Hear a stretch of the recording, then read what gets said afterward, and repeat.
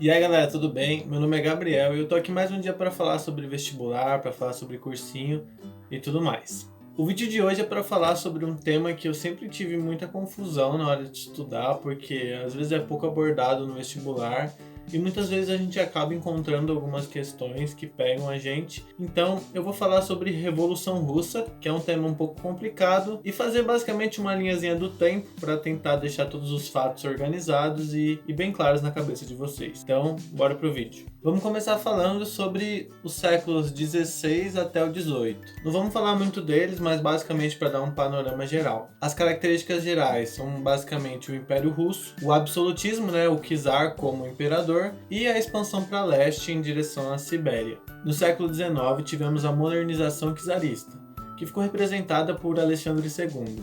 Ele, que entrou em 1850 e em 1881 foi morto por anarquistas. Também tivemos a entrada de capital estrangeiro, da França e da Inglaterra, que foram responsáveis pela construção de ferrovias, a Transiberiana e a Transcaucasiana. As indústrias também começaram a surgir em São Petersburgo e em Moscou. Em 1981 tivemos a abolição da servidão.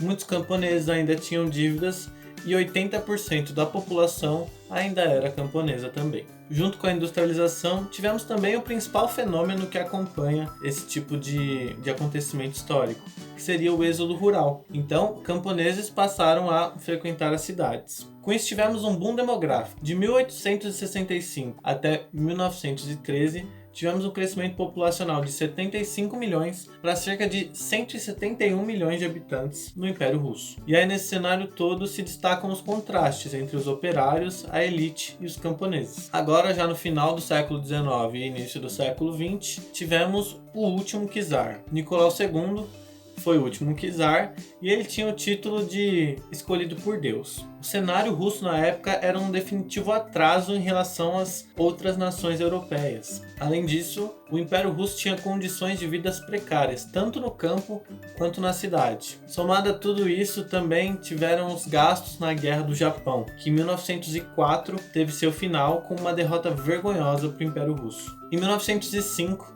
tivemos o famoso Domingo Sangrento. Os trabalhadores marcham até o Palácio de Inverno em busca de melhorias de qualidade de vida. Era uma manifestação pacífica, mas a resposta militar violenta foi suficiente para causar muitas mortes de adultos e crianças. Dessa decepção toda da população surgiram as greves, que pediam por organização sindical e liberdade política. Nesse cenário de greves surgiu um grupo muito importante, os sovietes, que era um conselho de operários informal, sem muita burocracia, e se espalhou muito rápido pela Rússia. Decorrente de toda essa decepção e nesse cenário de greves, o czar decide criar a chamada Duma. A Duma seria uma assembleia legislativa que permitiria eleições. No entanto, Nicolau II não ia permitir perder o poder das suas mãos. Então ele dificultava muito que a Duma funcionasse e podia até dissolvê-la caso achasse necessário, coisa que ocorreu 3 vezes. Essa condição que Nicolau II colocava a Duma lembra muito o poder moderador colocado por Dom Pedro I na primeira Constituição de 1824 no Brasil.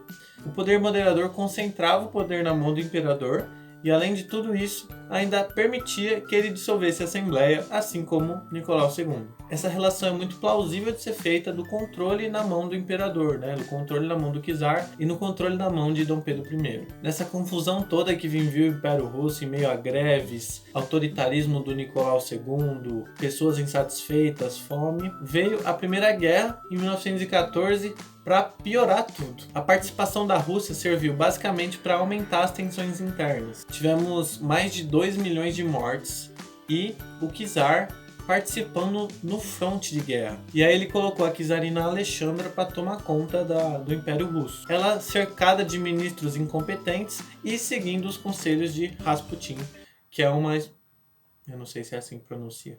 Que é uma figura muito importante na história do Império Russo também. Decorrente de tudo isso, má administração e a guerra, vieram mais problemas. A fome devido à crise no abastecimento, a proibição da vodka, o inverno muito severo e também diversos protestos organizados principalmente por mulheres na época. Em 1917 tivemos a queda do czar. Em meio a uma onda de revoltas, o czar perdeu o apoio do exército e abdicou. No entanto, foi preso e morto pelos bolcheviques em 1918. Essa morte se justifica por um medo de que ele pudesse retornar ao poder. Essa situação também se assemelha a outro acontecimento histórico, que seria a perda de poder por Napoleão. Napoleão perde o poder e acaba sendo exilado ao invés de, como nesse caso, ser morto. Napoleão então se fortalece e volta a tomar o poder.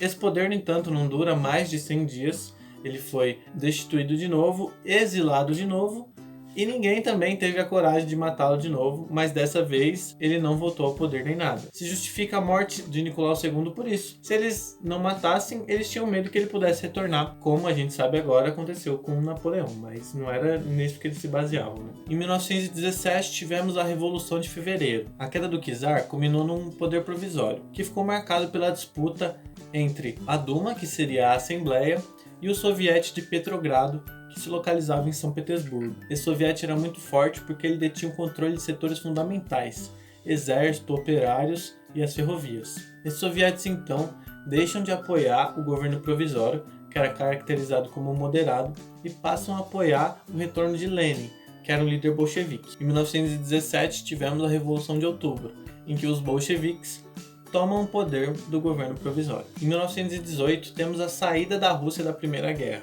O Tratado de Brest-Litovsk determinava aquilo que seria a paz vergonhosa, porque a Rússia passou a abrir mão de territórios que ela detinha o controle.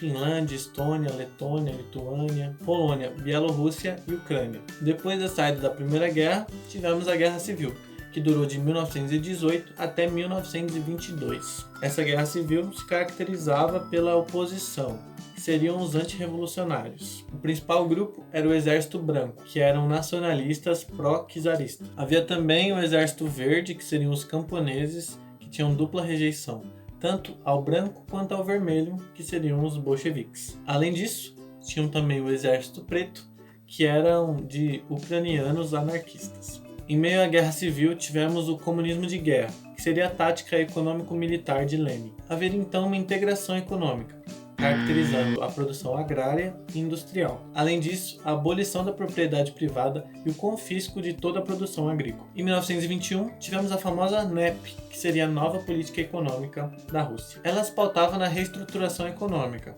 com a permissão de entrada de capital estrangeiro. E ficou marcada pela famosa frase, de um passo para trás e dois passos para frente. Esse passo para trás seria em direção ao capitalismo, e esses dois passos para frente seriam em direção ao que ele julgava certo, que é o comunismo. Com a NEP, tivemos uma melhoria no campo. Os camponeses passaram então a se apoderar das terras que haviam sido de nobres e passaram a alugar e vender essas terras também. Se configurou então, com a NEP, um capitalismo de Estado que acabou culminando num crescimento econômico da Rússia. Em 1922 tivemos a criação da União Soviética, que seria um Estado socialista ocupando as áreas do antigo Império Russo, unipartidário com o Partido Comunista. Em 1924 tivemos a morte de Lenin, e aí com isso se instaurou uma disputa dentro da União Soviética entre Trotsky e Stalin. Trotsky pregava a revolução permanente, em que o comunismo tinha que se espalhar para o mundo inteiro. Já Stalin pregava o socialismo de um só país, que tinha o apoio dos bolcheviques, e pregava que a primeira preocupação deveria ser o fortalecimento interno para depois, em algum momento, pensar na expansão do comunismo. De 1927 até 1953, tivemos na União Soviética o stalinismo. Trotsky, em 1927, foi expulso do partido. Em 1928, foi exilado. Em 1929, foi banido pelo mundo. Passou por Turquia, França, Noruega e até o México. E no México, Trotsky conheceu Frida Kahlo, que foi um dos seus amores, e tem uma história louca que todo mundo conta, mas que não é assunto do vídeo. Em 1940, Trotsky acaba sendo morto pelo comando de Stalin, e acaba ali a história dessa figura tão importante para a União Soviética. Dentro do stalinismo, temos os planos quinquenais, que eram baseados numa economia planificada em que o Estado detém o controle da produção, da distribuição e de tudo, que visava o desenvolvimento industrial, acabou com diversas obras de engenharia e incentivava o desenvolvimento científico. Ainda dentro do cenário stalinista, tivemos aquilo que deve ter sido a maior vitória militar soviética na época, a Batalha de Stalingrado, que foi contra a Alemanha.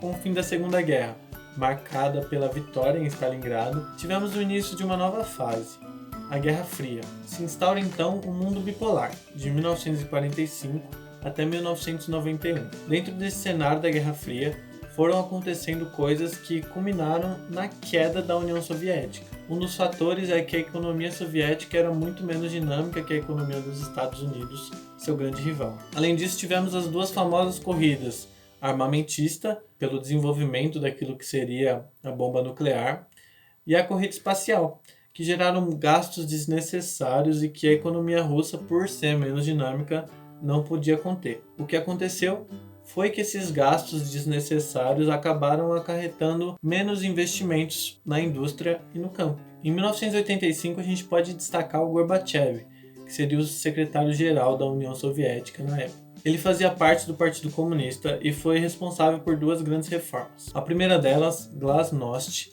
que visava a transparência, tinha como objetivo estabelecer uma abertura gradual democrática, visando o multipartidarismo. A segunda delas, Perestroika, visava a reconstrução e se baseava nos princípios da economia de mercado. O Estado então reduziu gastos militares e suspendeu o suporte a outros países comunistas, como a Cuba. Além disso, incentivou a indústria de bens de consumo, saiu da guerra do Afeganistão e liberou a negociação do exterior. Já em 1991, com aquilo que marca o fim da Guerra Fria e a dissolução da União Soviética, temos a renúncia de Gorbachev e a formação de 15 repúblicas. 11 dessas 15 fazem parte da CEI, que seria a Comunidade de Estados Independentes. E dentro desses 11 temos a Federação Russa. No vídeo de hoje eu queria também fazer alguns exercícios com vocês, colocar algumas questões sobre esse tema e tentar, dentro daquilo que a gente falou hoje, resolver algumas questões. Pode ser? Escolhendo as questões para a gente resolver, eu percebi que a maioria delas se apega no cenário pré-revolução. Então esse seria um ponto bastante importante para ser estudado. Falado isso, vamos resolver a primeira questão. A questão é da FAMERP de 2018 e ela começa assim. Seja como for, o comunismo não se limitava à Rússia. Uma das minhas primeiras experiências políticas, quando me tornei membro do Partido Comunista na época em que ainda estudava em Berlim, foi uma discussão com um companheiro responsável por meu recrutamento. Ele ficou desconcertado quando lhe disse: "Bem, todo mundo sabe que a Rússia é um país atrasado, por isso, podemos esperar que o comunismo tenha suas derrotas por lá." Eric Hobsbawm, O Novo Século, de 2000. A afirmação do estudante de Berlim e futuro historiador baseava-se na ideia de que... Então, como a gente pode ver, quando ele fala que a Rússia não estava tão preparada e que já era esperado que não desse certo, ele está falando sobre esse cenário pré-revolução que, para ele, acabou tornando o comunismo inviável no país e por isso que não deu certo. Então vamos para as alternativas. As revoluções operárias vitoriosas ocorreram ao longo da história nos países mais industrializados. Não é disso que ele está falando, né? Ele está querendo dizer que a Rússia não estava tão preparada, estava com muitas crises políticas, muitas crises de fome, o frio, se movia em muitas guerras, né? Esse cenário todo pré-revolução que acabou culminando no erro, e não ser um país industrializado. Até porque as revoluções operárias vitoriosas ocorreram em diversos países, mais industrializados, menos, então não é disso que ele está falando. B.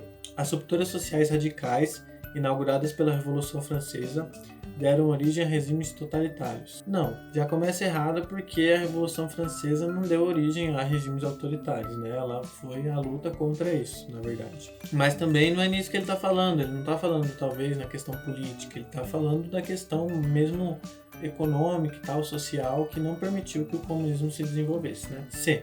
O sucesso revolucionário seria possível somente no caso da propagação da revolução para países dominados pelos europeus. Também não. Ele não está falando de como deveria seguir a revolução, ele está falando de como começou, que já começou errada, né? Já começou no país errado. D. A vitória dos comunistas na Rússia foi liderada por partidos oriundos dos movimentos camponeses. Também não é disso que ele está falando, porque não foi por esse motivo que deu errado, foi pelo motivo de não estar preparado. E aí vem aí, a revolução bolchevista deveria enfrentar a questão do desenvolvimento econômico do país. E aí sim, porque além de ter que lidar com o governo que estava colocado e as oposições, a revolução na Rússia, a revolução bolchevista, ainda teria que lidar com esse problema econômico, porque a Rússia era muito pouco desenvolvida. Então, temos a alternativa E como alternativa certa. A próxima questão é uma questão da PUC do Rio de Janeiro, também de 2018, e ela começa assim. A Revolução Socialista na Rússia, em 1917, foi um dos acontecimentos mais significativos do século XX, uma vez que derrubou o regime czarista e estabeleceu o socialismo no país. Sobre o contexto sociopolítico anterior à Revolução, analise as alternativas a seguir. 1. A maior parte da população estava no campo. Aí tá certo, a gente viu que 80% da população era do campo, submetida a condições de trabalho muito precárias devido a um sistema fundiário concentrado. É exatamente isso, era o cenário russo da época. 2.